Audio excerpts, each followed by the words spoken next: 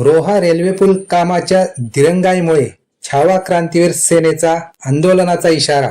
Roha railway स्थानकाजवळील फाटकाजवळ सुरू असलेल्या उड्डाण पुलाच्या कामामुळे वाहन चालक व नागरिकांना खूप त्रास सहन करावा लागत असल्याचे तक्राररूपी निवेदन विविध पत्रकार व स्थानिक संघटनांच्या पदाधिकाऱ्यांनी महारेल प्रशासनाला दिले आहे। निवेदनात नमूद केल्याप्रमाणे उड्डाण पुलासाठी मूळ रस्ता खोदून ठेवला असून पर्यायी रस्त्याची कोणतीही सुव्यवस्था केलेली नाही। अत्यंत अरुंद व धूळ भरलेल्या आणि खड्डेमय रस्त्यातून वाहने चालवताना खूप त्रास होत आहे, अपघात होत आहेत। खूप जणांना दुखापती होऊन हॉस्पिटलला उपचार सुरू आहेत। त्यांना कोणतीही नुकसान भरपाई सुद्धा मिळालेली नाही। पावसाळ्यात तर येथे चिखल होऊ शकतो। या बेजबाबदारपणाला रेल्वे प्रशासन जबाबदार असूनही दुर्लक्ष होत आहे व उड्डाण पुलाचे काम संथ गतीने सुरू आहे।